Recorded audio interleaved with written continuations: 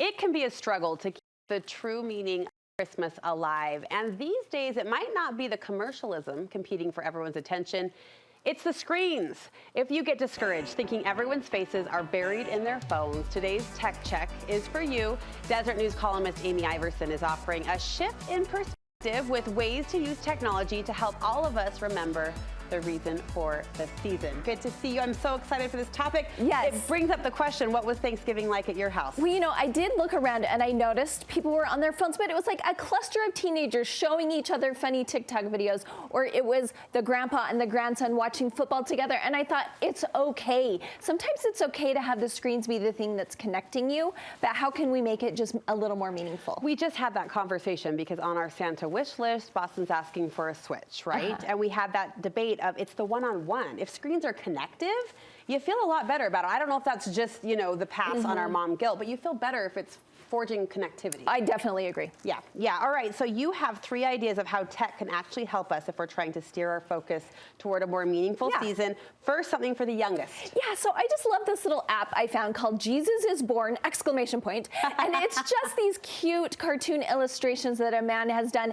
And you can read these stories to your kids, all these different stories that pop up. It doesn't read it for you. You have to read it to them or have a big sister or brother. Like. Yes. But then it has all these other elements. Like it has this where it's interactive and you can move all the little pieces around and the kids can make their own scene, take a picture of it at the end, or this one where it's puzzle pieces. They can choose how difficult, 6 pieces, 12 pieces, 24 pieces. Oh my gosh. And make a little puzzle. These are just all scenes from those stories that I showed you at the beginning. This is amazing. And the last one, just coloring. This is absolutely free. Amazing. This is Mac, iPad, iPhone, and then they collect 0 data. Sometimes that's what I'm a little scared about with these things. What are they collecting from me? They collect nothing. That was someone's gift to the world, to moms and grandmas everywhere. Right. Jesus is born! Exclamation point. I'm going to be downloading that. You found something older kids might get on board with. I was just thinking, how can teenagers want to get more involved in the nativity, the story of Christmas?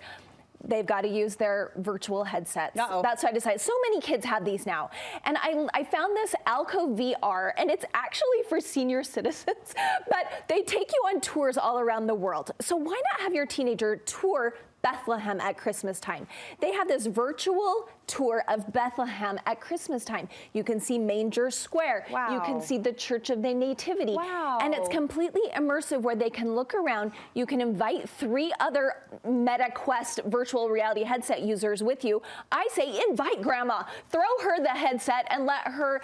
And this could be such a great jumping off point for you as you want to learn more about those locations and what the traditions are there. That's amazing. That's an amazing use of technology. Yeah. Very cool. Finally, something for everyone. Yes, I just love the Church of Jesus Christ of Latter-day Saints has these text campaigns, which are fun and so easy because you do nothing, right? So this one, you text the word light to the number 71234. And they'll just send you a text every day. And what you're doing is you're being one of these things. So it's a character from the story of the Nativity. These are all taken from the Bible's Christmas story. And so maybe your first prompt you get on your text is the star. And what it's saying is, okay, the star drew people to Christ, reminded people of Christ. What can you do? What talents do you have where you can brighten someone's day? So it's just relating to that. And I thought, I love when someone gives me just something simple that I can say, yes, how can I brighten someone's day today? The next day you're supposed to be the angel. And just every time you ask them for a new prompt, you just get another text where they're just giving you an easy way to do something good. Do I send the text every day to get the prompt? You send it the one time, but then you can take your time. Maybe you take 2 days doing it. When you're done, you say next. Nice. And it sends you the next one.